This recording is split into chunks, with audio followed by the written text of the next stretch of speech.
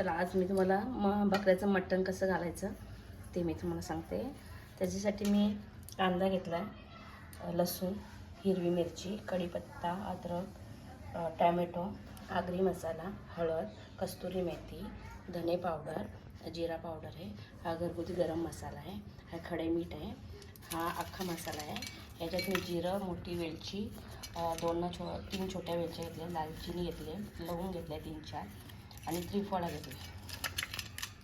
हे जास्त घ्यायचं नाही, याचा फ्लेवर थोडा स्ट्रॉंग असतो ना, त्याच्यामुळे हे जास्त नाही घ्यायचं, थोडंसं घ्यायचं. मटणात टाकायला मी बटाटा घेतला आहे. मटणाला हळद आणि मीठ लावून ठेवलेलं होतं मी 15 मिनटं. हे वाटण घेतलेलं आहे. थोडंसं तेल टाकू, तेलात लसूण आणि कांदा आपण थोडंसं परतून घेऊ.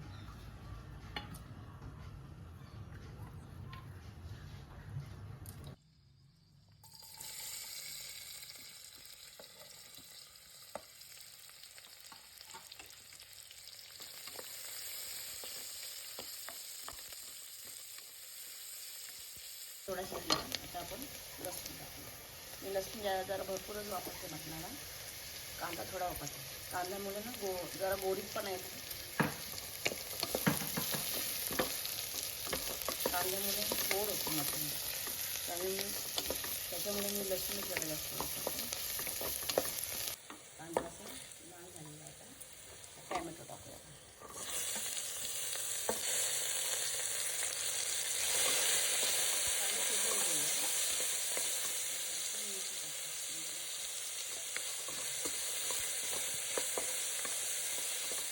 आपण हे थंड करत घेऊ आणि मिक्सरमध्ये त्याची पेस्ट करून घेऊ. थोडंसं तेल टाकूया.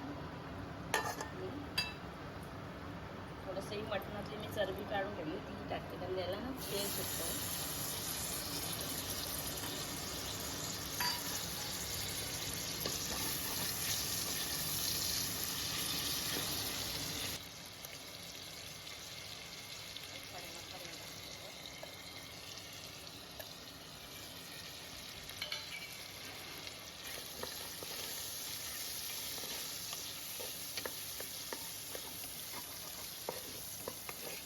चरबीलाही चांगलं तेल सुटलेलं आहे.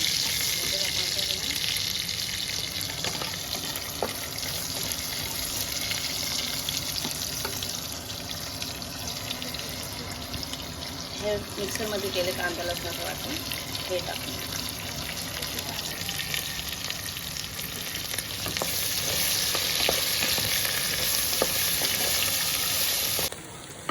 त्याच्यामध्ये हे कस्तुरी मेथी, धने पावडर, जिरे पावडर, आगरी मसाला, हळद, हे आपण सगळं असं टाकून.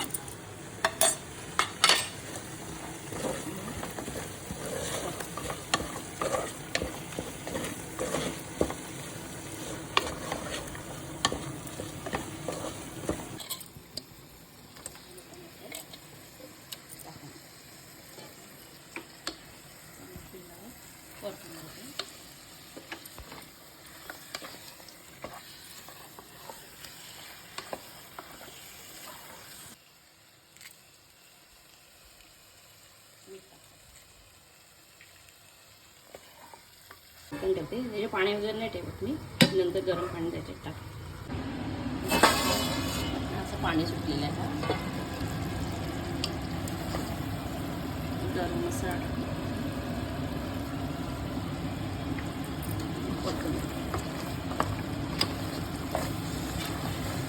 या पाण्यातच आपण चांगलं त्याला परतून घेऊ. खोबऱ्याचं वाटण आपण नेहमी वाटण करतो तेच आहे. आलं, अशी कोथिंबीर, वाटण,